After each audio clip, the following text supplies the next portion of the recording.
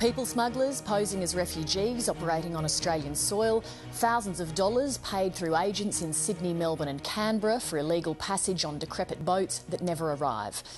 The stunning revelations on last night's Four Corners have blindsided the government, exposing drastic flaws in the immigration regime.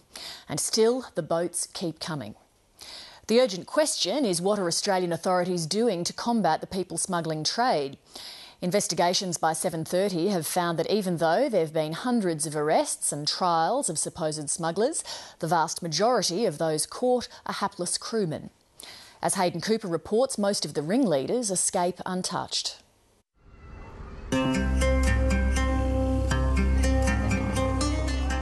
The bustling fishing ports of Indonesia, launch point for hundreds of asylum seeker boats over the past decade.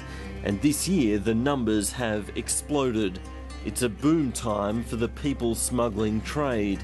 So are the Australian and Indonesian authorities having any real success in catching the ringleaders? The short answer to that question is no, we're not. The real people smugglers, the real criminal activity that's going on in these cases are the organisers, and the hundreds of Indonesian fishermen who are being prosecuted are an indication that we're getting the wrong people. The Four Corners investigation blew the lid on a network of people smugglers living and operating in Australia. They're believed to be led by this man, known as Captain Imad. I want to talk to you about people smuggling. How long have you been a people smuggler in Australia?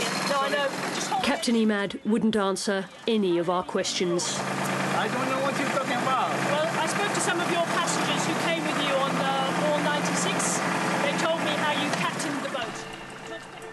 In the suburbs of Canberra, he lives and works, as do his children. The alleged smuggler is now keeping out of sight, as 7:30 discovered when we paid a visit to his Canberra address. Hi, Chris Hillman from the ABC. But we were after this man too.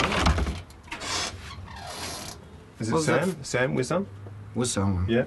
We're after this man here. Yeah. Captain Emhead, does he live here?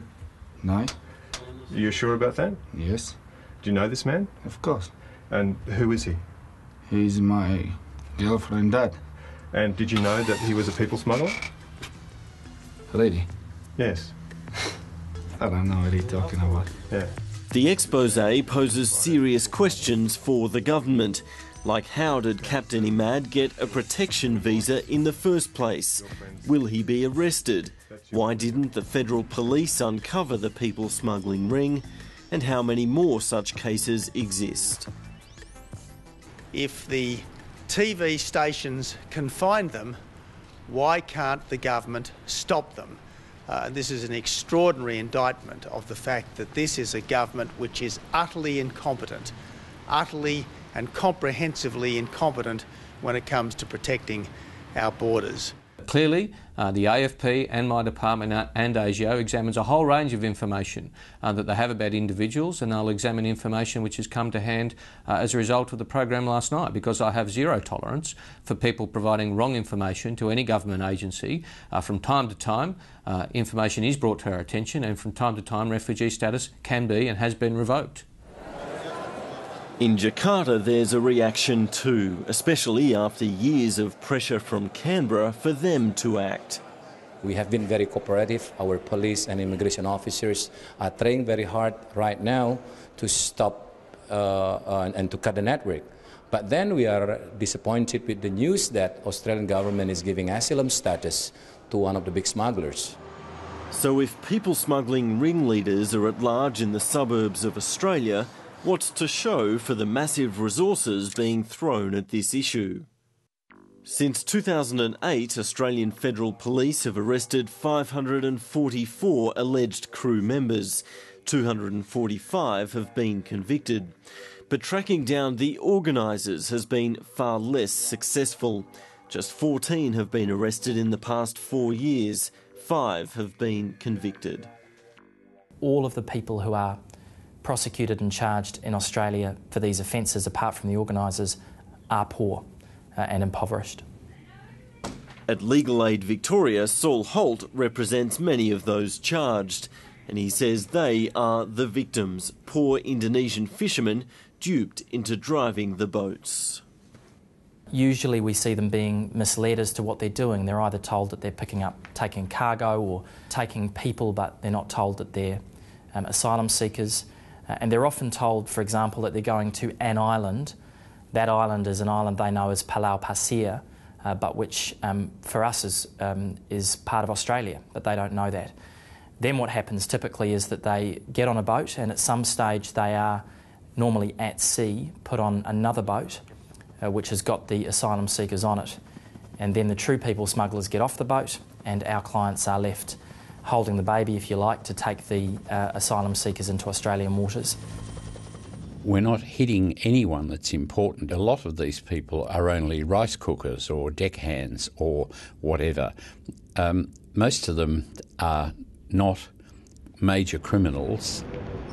3 of the men have been granted bail, including 32-year-old Ali Zidane, who came to Australia. Australia's efforts to extradite some of the major smugglers have largely failed.